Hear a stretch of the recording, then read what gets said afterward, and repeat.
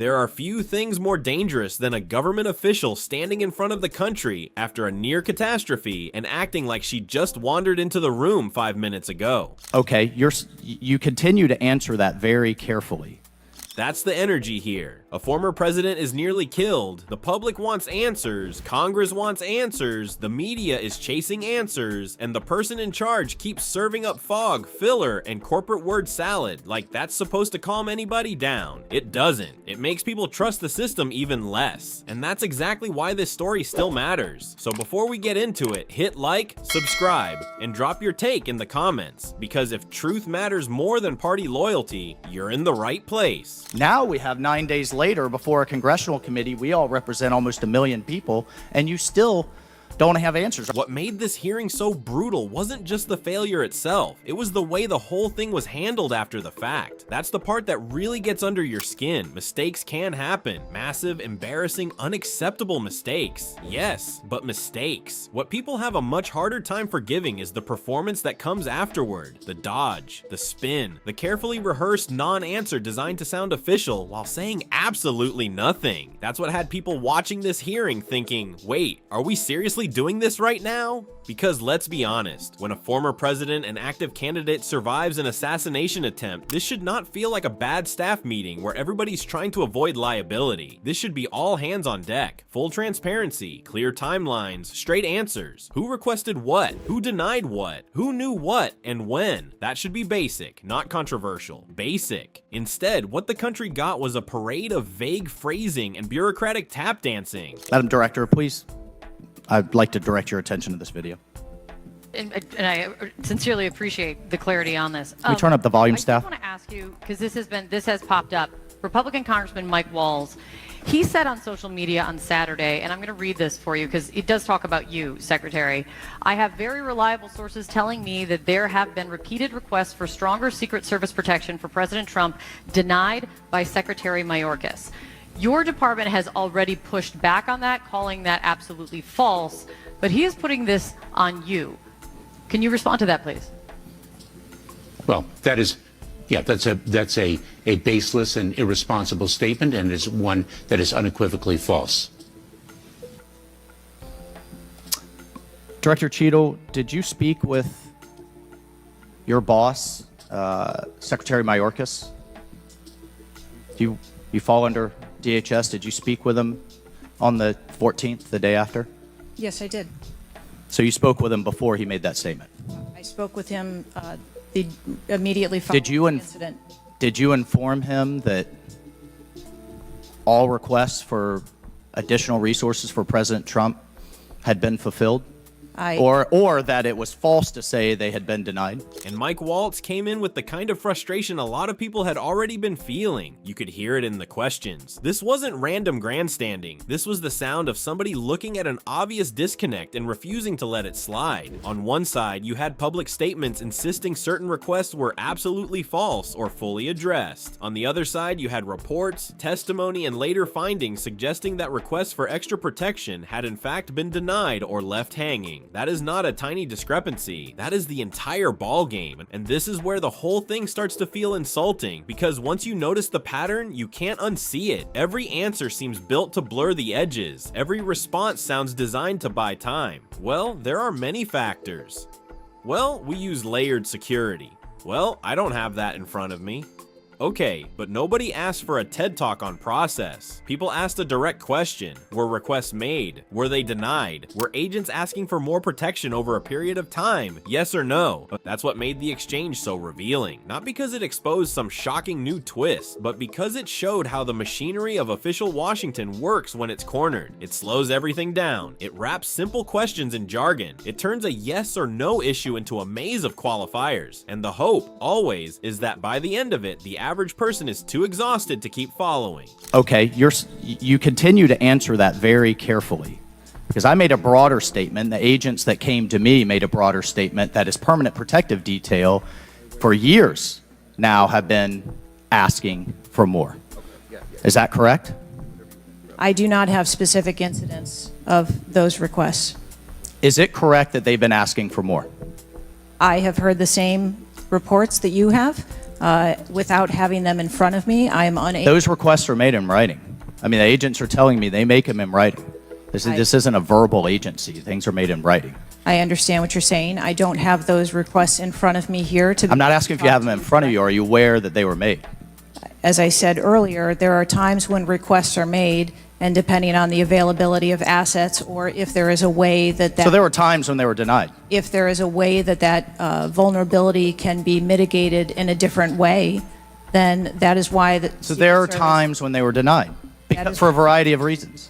That is why the Secret Service has a multi-layered and multifaceted security plan. But people followed this one. They followed it because the stakes were obvious. This wasn't some obscure policy fight over line items and procedural rules. This was a horrifying security breakdown that played out in public. Everybody saw the chaos. Everybody saw the panic. Everybody understood instantly that this could have changed the country in a matter of seconds. So when the response to that moment sounds slippery, people don't shrug it off. They lean in harder. And here's where it gets even worse. The more officials tried to shut down questions, the more they fed the exact thing they claimed to be worried about. Speculation. That's the irony. You do not fight misinformation with silence and canned talking points. You fight it with facts. Quickly, repeatedly, clearly. You go to the microphone. You answer hostile questions. You correct bad information in real time. You show receipts. You walk people through what happened. You don't disappear into a bunker and then act shocked when the internet starts filling in the blanks. That exchange about press conferences said everything. How many public briefings were held? How many real question and answer sessions took place? How much effort was made to face the country directly and say, here's what we know, here's what we don't know, and here's what we're doing next? Almost none. And then somehow the public is supposed to believe that trust will just magically hold together on its own. That's not how this works. Trust is not maintained by title alone. It is maintained by conduct. You don't get credibility because you sit in a powerful chair. You get credibility by acting like the responsibility of that chair means something, especially after a disaster, especially after a security failure, especially when the whole world is watching. If your response is to hide behind phrasing that sounds like it came from a crisis communications robot, people are going to assume one of two things. Either you don't know what happened, which is bad, or you do know and you're trying not to say it, which is worse.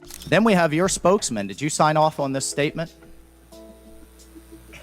That there's an assertion that a member of the former president's team requested additional security resources and those were rebuffed. This is absolutely false. In fact, we added protective resources and technology and capability as part of the increased campaign travel tempo. But next slide, please. We have the Washington Post article that then says we now have senior Secret Service officials saying there were at times when it was denied.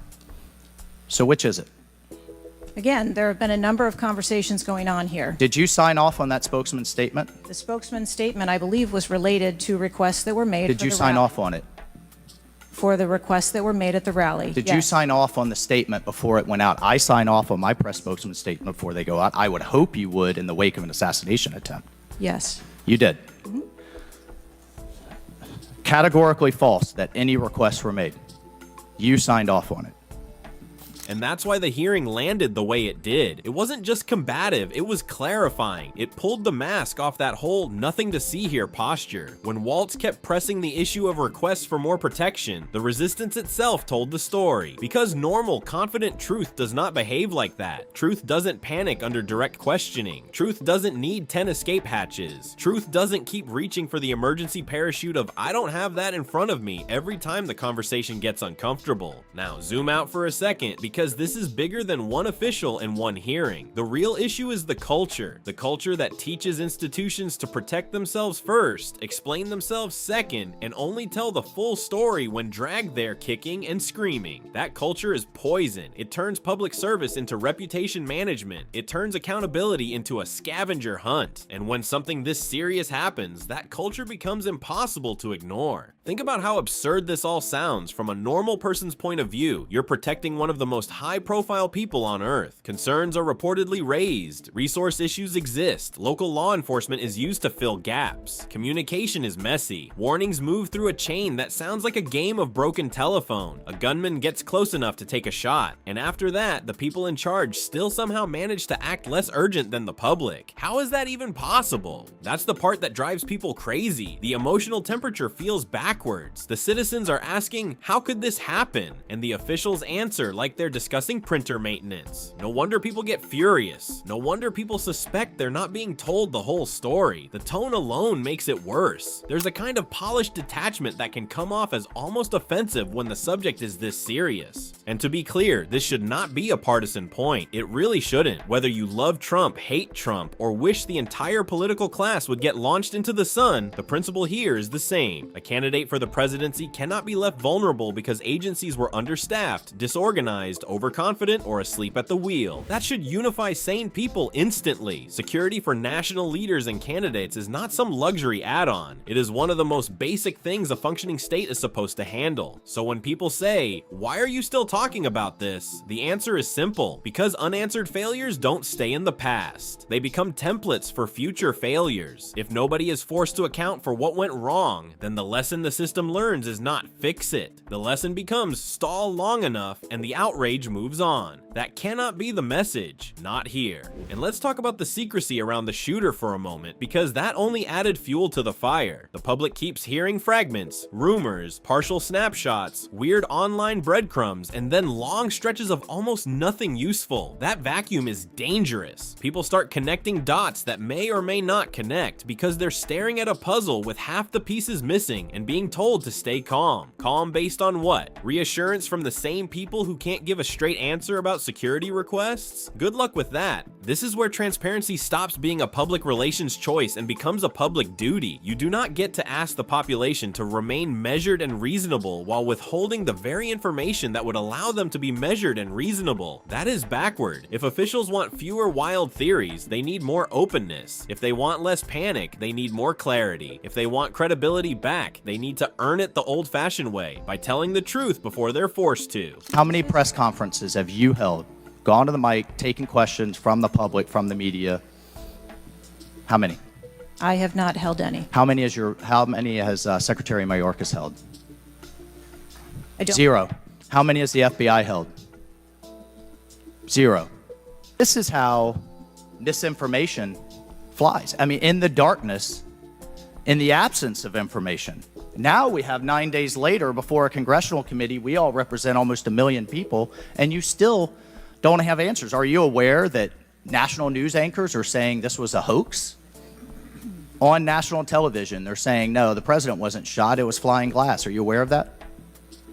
I have not heard those reports. Are you aware that, I mean, there are rumors rampant online that there were multiple shooters? Yes. Are you aware that because the shooter had overseas encrypted platforms in Belgium and New Zealand and in Germany, that a lot of people are speculating there could have been foreign involvement, logically? Are you aware of that? Yes. And have you done anything to disabuse any of these notions today? No. You haven't. Madam Director, I would fire you.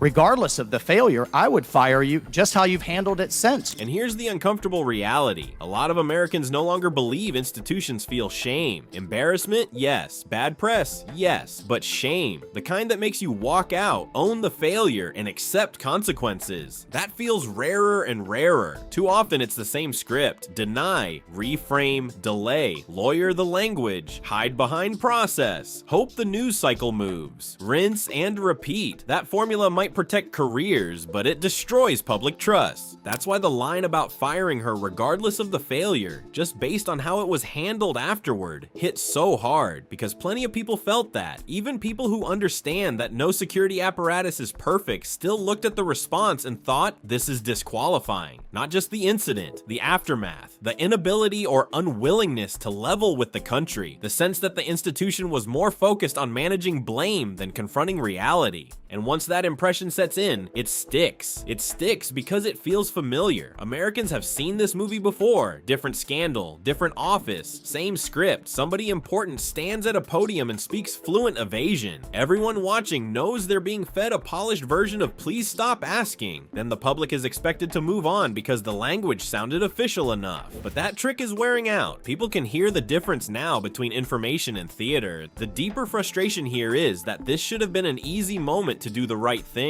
Not easy emotionally, not easy politically, but easy morally. Tell the truth, admit the gaps, outline the failures, fix the weaknesses, respect the public enough to speak plainly. That's it. Instead, the response felt like one long exercise in institutional self-preservation, and that's exactly why the anger hasn't gone away. Because at the end of the day, this is not just a story about one hearing or one official fumbling her way through tough questions. It's a story about whether the people running critical agencies understand the weight of public trust. It's about whether accountability is real or just something they say when cameras are on. It's about whether transparency only exists when it's convenient. And most of all, it's about whether a failure this serious will actually produce change, or just another stack of statements nobody believes. That's the question hanging over all of it, not whether the talking points sound polished, not whether the damage control team can survive another news cycle. The real question is whether anybody learned the right lesson, because if the lesson was merely communicate better, then nothing meaningful changed. The lesson should be stop letting systems this important become this complacent, this opaque, and this insulated from consequences. People deserve better than vague assurances after something this serious. They deserve names, timelines, accountability, and reforms that actually mean something. They deserve officials who act like the public is owed the truth, not managed away from it. And they deserve a government that understands this basic fact. When you fail on security and then fail again on honesty, the second failure can do almost as much damage as the first. That's why this story still matters. That's why these hearings matter. And that's why the pressure cannot let up just because the headlines moved on. If the people in charge won't voluntarily open the blinds, then Congress, the press, and the public need to keep kicking the shutters until the light gets in. Because this isn't about party, it's about competence, it's about trust, and it's about making sure the next time the country is 1 inch away from disaster, the people responsible aren't hiding behind word games while everybody else is left to guess. That should alarm every American, and it should stay alarming until the full truth is out.